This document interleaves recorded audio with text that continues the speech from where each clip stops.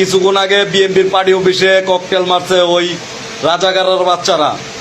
এই সরকারকে সাবধান করে দিতেছি, কয়ে দিলাম অতিরিক্ত বাড়াবাড়ি করলে সরকার আমরা বয়সি, সরকার নামাইতে 10 মিনিট সময় লাগবো না। এই কুত্তা মার্কা সরকার নামাইতে আমাদের 10 মিনিট সময় লাগবো না, সাবধান করে দিতেছি। কিন্তু আপনার কর্মীদের মনে আত্মবিশ্বাসকে জাগাইছে যে 10 মিনিটে সরকার ফেলাই দিতে পারবে। হ্যাঁ, এতই হেডম। তা হাসিনার চোদনে বাংলাদেশের মানুষ 16 বছর ছিল কেন? এই সরকারকে বিএনপি বসাইছে।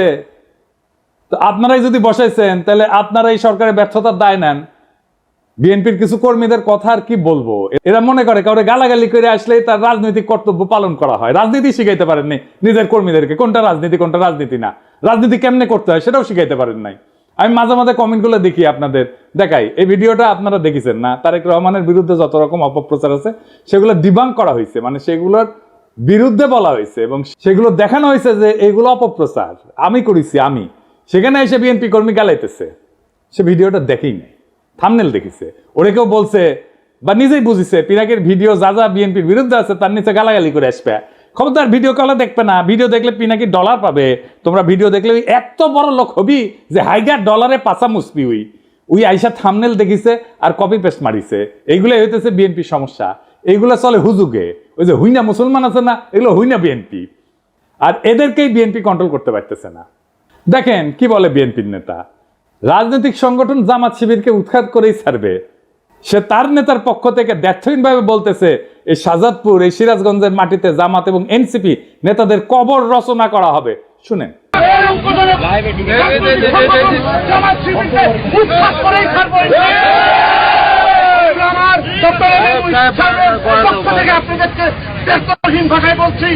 এই শাহজাদপুর, এই সিরাজগঞ্জ, বাংলার মাটিতে জামাত এবং এনসিপি নেতাদেরকে কবর রচনা করা হবে।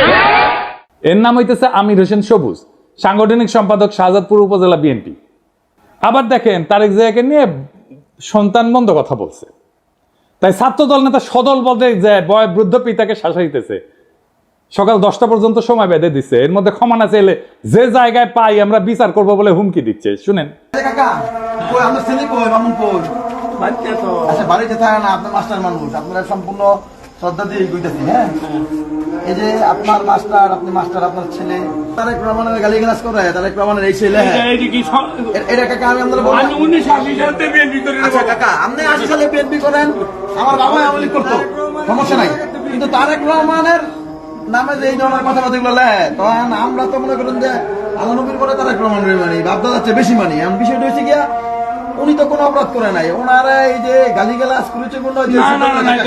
আমি একটা কথা শুনেন, আপনার ছেলেরে ফোন দা কইবেন যে সুলতানের রায় ছিল কালকে সকাল 10টার মধ্যে তার টাইম, কালকে 10টার মধ্যে হ্যাঁ যাতে ফেসবুকে যেটা লেখছে এটাতেই কয় যে ভুল করছে, ভুল স্বীকার করে কাকা। যদি ভুল স্বীকার না করে এর বিচার কিন্তু আমরা মনে করেন যেই জায়গায় পাই আমরা বিচার করে দিব কাকা, যদি আমরা ব্যর্থ হন কাকা। আর বৃদ্ধ পিতা হাত জোর করে ভয়ে কাঁদতে শুরু করছে, বারবার বলতেছে সন্তান ক্ষমা চাইবে। যে নেতায় কাণ্ড ঘটেছে সে বারবার বলছে যে সে এর কারণে সে বহিষ্কার হইতে পারে, কিন্তু এতে তার কিছু যায় আসে না, কারণ জানে বহিষ্কার হইলে তার দল বহিষ্কার প্রত্যাহার করবে আমাদের অগোচরে। এটা সময়ের ব্যাপার, বহিষ্কার কাগজের ব্যাপার। এইবার শুনেন, এটা আমি লাইভে আছি কাকা, একদম মনে করেন যে সারা বাংলাদেশে দেখতেছে আমার নেতা একটা মানুষ দেখতে পারে, আমার বহিষ্কার করতে পারে, আমার কোনো আপত্তি নাই। যাই হোক, বিএনপি মানে শুধু এরা না, এর বাইরেও বিএনপি আছে, আর তারাই মেজরিটি যারা সত্যিকার অর্থে শহীদ জিয়ার আদর্শ আর খালেদা জিয়ার উত্তরাধিকার বহন করতে চায়। তাদের অনেকেই আমাকে গত ভিডিওর পরে ফোন দিছে, বিএনপির নানা পর্যায়ের নেতা কর্মীরা। অনেকে বলছে যে ভাই দিন শেষে আপনি ইলিয়াস আর কনক মিলা বিএনপির ড্যামেজ কন্ট্রোল করলেন, এখন অনেক পোস্টে হোস্টাইল রিয়াকশন কমেন্ট অনেক কমছে। অনেকে বলছে যে কাজটা ভালো করেন নাই, বিএনপিকে রক্ষা করতে যাইয়া। আমি আসলে বিএনপিকে রক্ষা করতে যাই নাই, দেশের স্বাধীনতা সার্বভৌমত্ব রক্ষা করতে গেছি। আর বিএনপির ভুলগুলো ধরায় দেওয়া থেকে আমি সরে আসি নাই। এখন কইবেন বিএনপিকে রক্ষা করলে বাংলাদেশের স্বাধীনতা সার্বভৌমত্ব, দেশের স্বাধীনতা সার্বভৌমত্ব কেমনে রক্ষা হয়? আসেন এটা না বুঝে দেখি বিএনপির সাথে স্বাধীনতা সার্বভৌমত্ব কেন যুক্ত। একটা আধুনিক রাষ্ট্রের স্বাধীনতা সার্বভৌমত্ব কেবলমাত্র তার ভূখণ্ড বা আন্তর্জাতিক স্বীকৃতির উপর নির্ভর করে না, বরং সেটা গঠিত হয়, তৈরি করতে হয় রাষ্ট্রের জনগণ, প্রতিষ্ঠান এবং রাজনৈতিক পরিকাঠামোর সমন্বয়। তিনটে জিনিস, জনগণ, প্রতিষ্ঠান এবং রাজনৈতিক পরিকাঠামোর সমন্বয়। এই কাঠামোর কেন্দ্রে অবস্থান করে রাজনৈতিক দলগুলা। রাজনৈতিক দল কেবল রাষ্ট্র ক্ষমতার প্রতিযোগী না, তারা রাষ্ট্রীয় কর্তৃত্বের সামাজিক অনুমোদনের ধারক, জন অভিপ্রায় প্রকাশের মাধ্যম এবং রাজনৈতিক স্থিতিশীলতার একটা মৌলিক স্তম্ভ। যখন একটা দেশের রাজনৈতিক দলসমূহ ধ্বংস হইয়া যায় বা তাদের কার্যকারিতা ভেঙে পড়ে, তখন সেই রাষ্ট্রের আন্তঃপ্রাতিষ্ঠানিক ভারসাম্য, জনভিত্তিক শাসন এবং কূটনৈতিক অবস্থান দুর্বল হয়ে যায়, যা সরাসরি স্বাধীনতা সার্বভৌমত্বের উপরে আঘাত আনে। কি জটিল লাগতেছে? আরো পরিষ্কার করে বুঝে দেখবো? আসেন বুঝে দেখি। রাজনৈতিক দল কিভাবে গণ অনুমোদনের একটা সাংগঠনিক রূপ। রাজনৈতিক দলগুলো একটা দেশের জনমতের প্রাতিষ্ঠানিক কণ্ঠ। দলীয় রাজনীতির মাধ্যমেই জনগণ রাষ্ট্র ক্ষমতায় অংশ নেয়। দল ধ্বংস হইলে বা নিষ্ক্রিয় হইলে রাষ্ট্রে জনসমর্থনের ভিত্তি দুর্বল হয়ে পড়ে, ফলে শাসন এবং সার্বভৌম কর্তৃত্বের বৈধতা প্রশ্নবিদ্ধ হয়। রাজনৈতিক দলগুলোর মাধ্যমে তৈরি হয় নীতি নির্ধারণের ধারাবাহিকতা এবং বিকল্প। স্বাধীনতা এবং সার্বভৌমত্ব রক্ষা করে দুইটা জিনিস, কূটনীতি আর নিরাপত্তা নীতি। এটা ধারাবাহিকতা এবং বিকল্প চিন্তা রাজনৈতিক দলগুলোর মধ্যে বিকশিত হয়। দলের অনুপস্থিতিতে এক কেন্দ্রিক নীতি নির্ধারণ শুরু হয়। যেই নীতিতে পাবলিক সাপোর্ট নাই সেই নীতি দীর্ঘমেয়াদে টেকে না। এই এক কেন্দ্রিক নীতি নির্ধারণটা কেমন একটু দেখিয়ে আসেন। আমি একটা এক্সাম্পল দিয়ে বুঝি। ভারত বাংলাদেশের রাজনৈতিক এবং অর্থনৈতিক স্বার্থ এক, এটাই ছিল হাসিনার কূটনীতিক স্ট্যান্ড। এটা এক কেন্দ্রিক নীতি। ওই যে আলগা মোমেন বলছিল না, ভারতের উন্নয়ন আমাদের উন্নয়ন, ভারতের বিজয় মানে আমাদের বিজয়। শুনেন, আমাদের বিজয় ভারতের বিজয়, বুঝছেন? আমাদের উন্নয়ন ভারতের উন্নয়ন, ভারতের উন্নয়ন আমাদের উন্নয়ন। এই কূটনৈতিক স্ট্যান্ড তো টিকে নাই। এটা হইতেছে এক কেন্দ্রিক নীতি নির্ধারণ। আমাদের সব সম্পর্ক সব নতুন করে করতে হইতেছে না, আগে ইন্ডিয়ার মাধ্যমে হাসিনা রাজনৈতিক সম্পর্ক তৈরি করতে। এবং এই কারণে আমাদের প্রতিষ্ঠানগুলো দুর্বল হয়েছে, আমাদের ব্যুরোক্রেসি দুর্বল হয়েছে, আমাদের কূটনীতি দুর্বল হয়েছে, আমাদের ডিপ্লোমেসি দুর্বল হয়েছে। রাজনীতি প্রাতিষ্ঠানিক ভারসাম্য রক্ষায় কি ভূমিকা রাখে? সুস্থ রাজনৈতিক দলগুলা নির্বাহী, আইন প্রণয়ন এবং বিচার বিভাগের ভারসাম্য রক্ষায় সহায়ক হয়। দলগুলোর অনুপস্থিতিতে রাষ্ট্রযন্ত্রের অঙ্গগুলোর মধ্যে ক্ষমতার ভারসাম্য নষ্ট হয়। এর জন্যই কর্তৃত্ববাদী প্রবণতা তৈরি হয়, যেমন যেটা হয়েছিল হাসিনার আমলে, এবং এর ফলে বৈদেশিক হস্তক্ষেপের পথ উন্মুক্ত করে। আমি কয়েকটা প্র্যাকটিক্যাল উদাহরণ দিয়ে বুঝাই দিতেছি। ইরাক 2003 সালের পর থেকে বর্তমান পর্যন্ত ইরাকে কিন্তু একটা রাজনৈতিক দল ধ্বংস হয়ে গেছে। কোন পার্টি? সেটা বাথ পার্টি। এটা পতনের পর যে রাজনৈতিক শূন্যতা তৈরি হয়েছে, পশ্চিমা শক্তি নির্বাচন ব্যবস্থা চাপাই দিল, নিরাপত্তাহীনতা এবং জাতিগত বিভাজন রাষ্ট্রের ভিতরে সার্বভৌমত্ব কর্তৃত্বকে দুর্বল করে দিচ্ছে, আর রাষ্ট্র হিসেবে দাঁড়াইতে পারতেছে না ইরাক। জাস্ট বাথ পার্টি নাই জন্য, যত খারাপ পার্টি হোক। লিবিয়া গাদ্দাফি শাসনের পরে যে রাজনৈতিক শূন্যতা তৈরি হয়েছে, গাদ্দাফির যে পলিটিক্স ছিল সেই পলিটিক্সটাকে পূরণ করতে পারে নাই। তাই দেশটাতে মিলেশিয়া, বিদেশি হস্তক্ষেপ প্রধান নিয়ন্ত্রক শক্তি হয়ে উঠছে। রাষ্ট্রের সার্বভৌমত্ব আজও পুনঃপ্রতিষ্ঠিত হয়নি। আবার দেখে আফগানিস্তানে মার্কিন দখলদারির সময় তারা তো সাহায্য দিয়েছে প্রচুর, নানা ধরনের কনসালটেন্সি দিয়েছে, মেলা মানুষকে শাসন ক্ষমতায় বসাইছে, নানা শক্তিকে ক্ষমতায় বসাইছে, কিন্তু দেশটা শান্ত হয় নাই, দেশে প্রগতিও হয় নাই, কারণ রাজনৈতিক শূন্যতা ছিল। রাজনৈতিক শূন্যতা থাকলে সেই দেশ যে আগায় না, তালেবান পূর্ব আফগানিস্তান তার প্রমাণ। এখন আগাইতেছে না, এখন আগাইতেছে। কেন আগাইতেছে? কারণ এখানে পলিটিক্যাল ভ্যাকুয়ামটা নাই, আর পূরণ হয়ে গেছে। এটা নিয়ে একাডেমিক অনেক আলাপ আছে, আসেন সেই আলাপগুলো একটু এক এক করে দেখি। গামসির একটা হেজিমনির ধারণা আছে, আমি অনেকগুলো এপিসোডে এটা বলছি। মানে দলগুলা জনগণের মত এবং রাষ্ট্রীয় শক্তির মাঝে সাংস্কৃতিক এবং রাজনৈতিক সেতু বন্ধন তৈরি করে। দল ধ্বংস হইলে এই হেজিমনিক বা কর্তৃত্বের যে ব্লক, এটা ভেঙে পড়ে। ফলে বিদেশি শক্তি এবং স্থানীয় সুবিধাভোগীরা নতুন করে ক্ষমতা নির্মাণে নেমে পড়ে, যেটা হয়েছে আজকে। হান্না আরেন্ডের পাওয়ার ভার্সেস ভায়োলেন্স বলে একটা তত্ত্ব আছে। ওখানে উনি বলছেন যে রাজনৈতিক দলের অনুপস্থিতিতে রাষ্ট্র জন্ম নেয় সহিংসতা নির্ভর প্রশাসনিক ব্যবস্থা, যার উপরে জনগণের কোনো কর্তৃত্ব থাকে না। এতে সার্বভৌমত্ব কেবল প্রতীকী থাকে, কার্যকর থাকে না। আর একজন দার্শনিক আছে ম্যাক্স ভেবার, এটা ওয়েবার বলে অনেকে, এটা উচ্চারণ আসলে ভেবার। তার একটা লেজিটিমেসি এবং অথরিটি বা কর্তৃত্বের বৈধতার তত্ত্ব আছে। উনি বলছিলেন যে একটা রাষ্ট্র কেন চলতে পারে, কেন মানুষ শাসকের কথা মেনে চলে, সেটা বোঝার জন্য আমাদের দেখতে হবে কর্তৃত্বের বৈধতা কোথায় থেকে আসে। উনি বলছেন যে 3 ধরনের শাসন থেকে কর্তৃত্বের বৈধতা আসে। একটা হচ্ছে রেশনাল লিগ্যাল অথরিটি, বৈধ বা আইন ভিত্তিক কর্তৃত্ব, মানে যখন শাসকেরা নিয়ম করে নির্বাচিত হয়, সংবিধান আইন প্রতিষ্ঠা করে, প্রণয়ন করে, প্রতিষ্ঠানের মাধ্যমে রাষ্ট্র চলে। এই রাজনৈতিক দলগুলো এই ধরনের কর্তৃত্বের মূল মাধ্যম, কারণ দল নিয়ে নিয়ম মেনে প্রতিযোগিতা করে ক্ষমতায় আসা যায়। 2 নম্বর হইতেছে ক্যারিসমেটিক অথরিটি বা ব্যক্তিগত আকর্ষণে চালিত শাসন। কেউ হয়তো অত্যন্ত জনপ্রিয়, আবেগী বক্তা বা যুদ্ধনেতা, তাকে মানুষ অনুসরণ করে, তিনি নিয়ম বা আইনের চেয়েও ব্যক্তিত্ব দিয়ে রাষ্ট্র চালান। যেমন হইতেছে হিটলার, মোদি, গাদ্দাফি, এমনকি হাসিনাও, মুজিবও, মানে সোহরাওয়ার্দীর বডিগার্ড।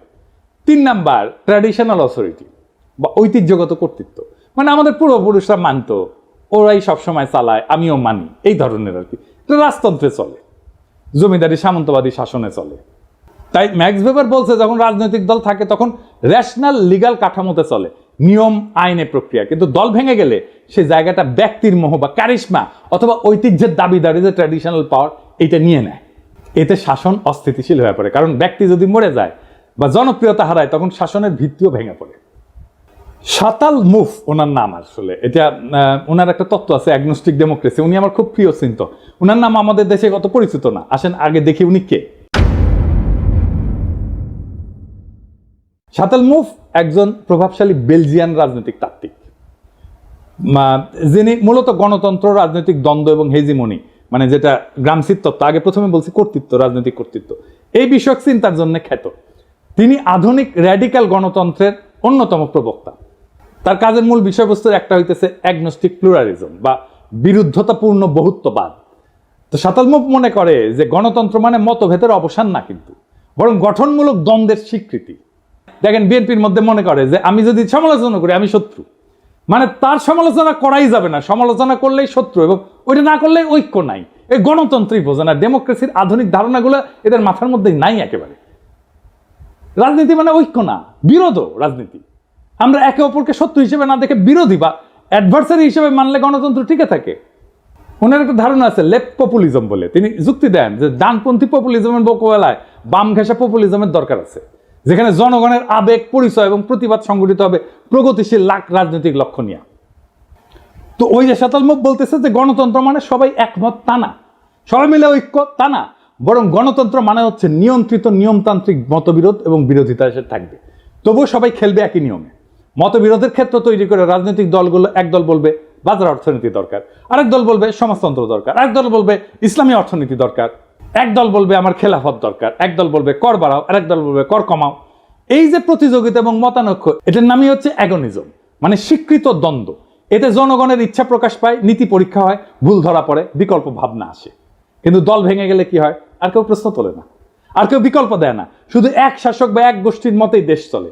এটাকে বলা হয় ওয়ান কালার অথরিটারিজম বা এক রঙের এক চিন্তার একচ্ছত্র শাসন।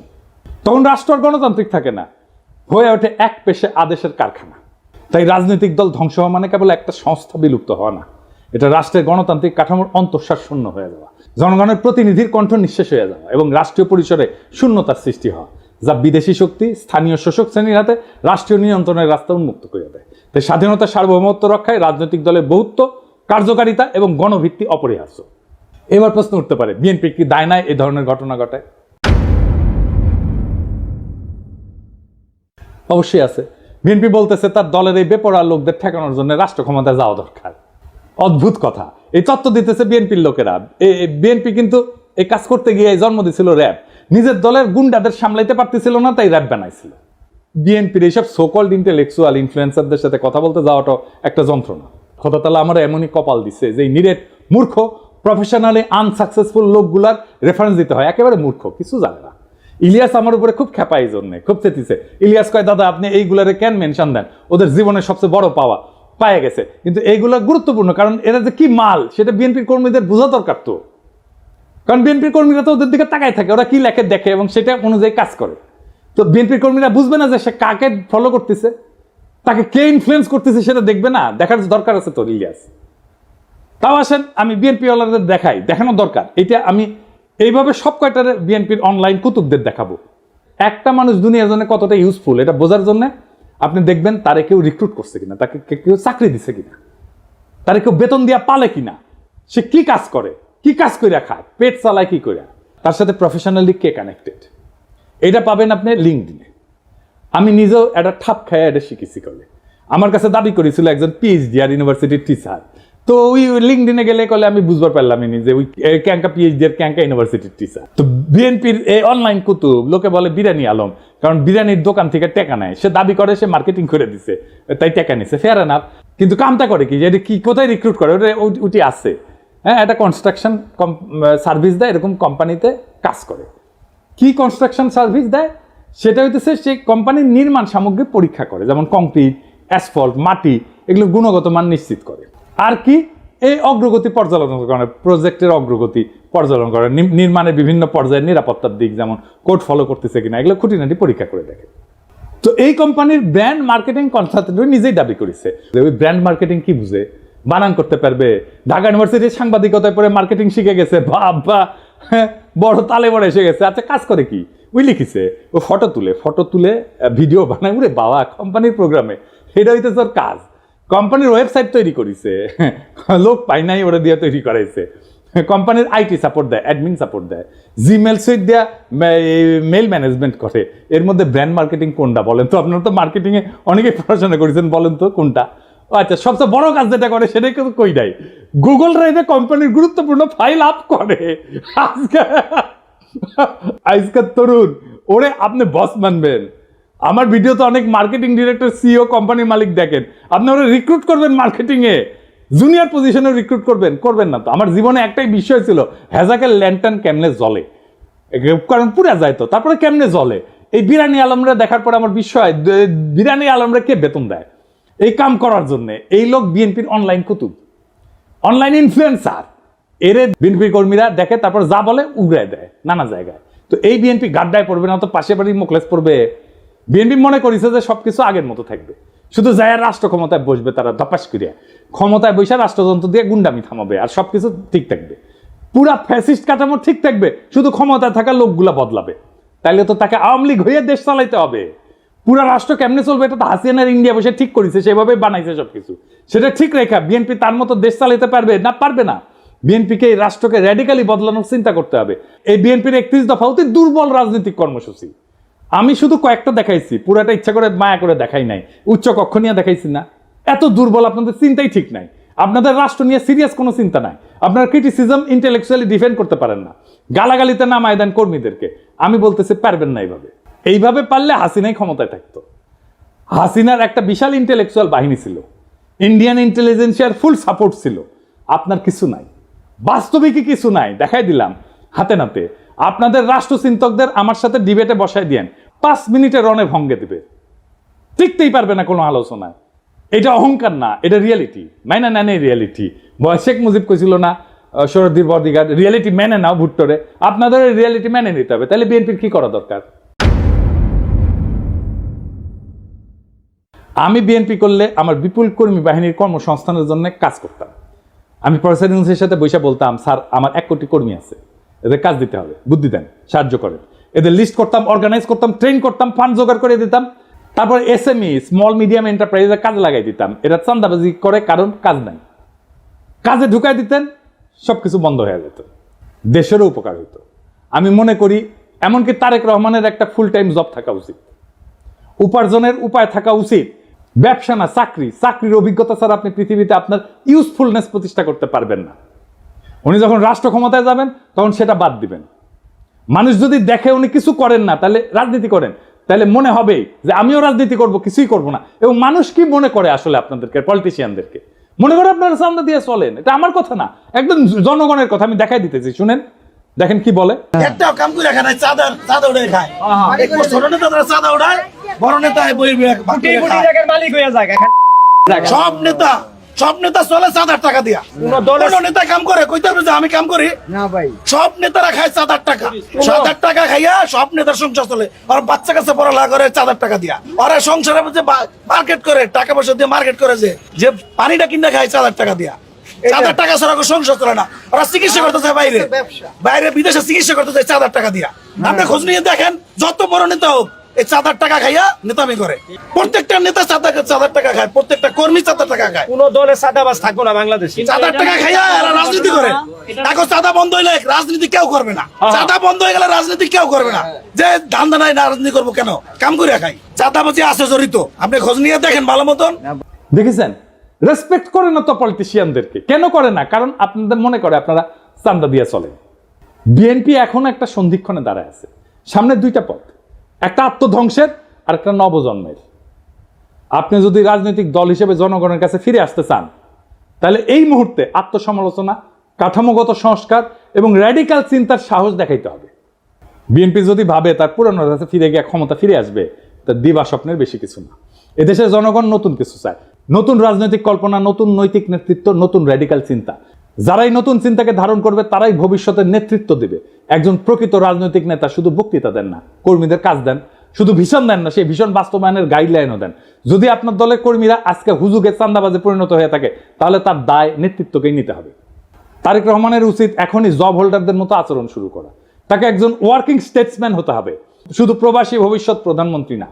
বিএনপির সামনে এখন 3টা বড় কাজ: নিজের কর্মী বাহিনীকে প্রশিক্ষণ দিয়ে উৎপাদনমুখী কাজে লাগানো, র্যাডিক্যাল স্টেট রিফর্ম পরিকল্পনা নিয়ে জনগণের সামনে হাজির হওয়া, আর 3 নাম্বার দলে থাকা ডিজিএফআই চাঁদা খাওয়া, রয়ের টাকা খাওয়া, নব্য দালাল, বেকার, অনলাইন কুতুবদের চিন্তাহীন দৌরাত্ম্য থামানো। এই রাজনৈতিক বিশৃঙ্খলা, ছিন্নমূল নেতৃত্ব আর চিন্তাহীন কর্মী নিয়ে রাজনীতির পরিণতি একটাই: নতুন করে একনায়কতন্ত্র আর গভীর বৈদেশিক হস্তক্ষেপ। বর্ষা বিপ্লবের চেতনাকে গণতান্ত্রিক কাঠামো থেকে তাড়াই দেয় এক ব্যক্তির ভাবমূর্তি কেন্দ্রিক প্রজেক্টে পরিণত করা।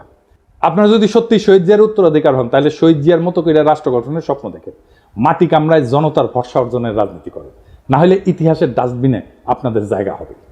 এই সময়টা তারা যারা সাহস করে সত্য বলছে, তারা বিএনপির শত্রু না। এই হুঁশিয়ারি শোনা না হলে সামনের দিনগুলোতে আপনাদের পতনই কেবল অনিবার্য না, তা হয়ে উঠবে ইতিহাসের এক করুণ ট্র্যাজেডি। সময় আছে, বদলান, নয়তো ইতিহাস বদলায় দেবে আপনাদেরকে। ইনকিলাব জিন্দাবাদ, গণতন্ত্র জিন্দাবাদ, রাষ্ট্র রূপান্তরের রাজনীতি জিন্দাবাদ।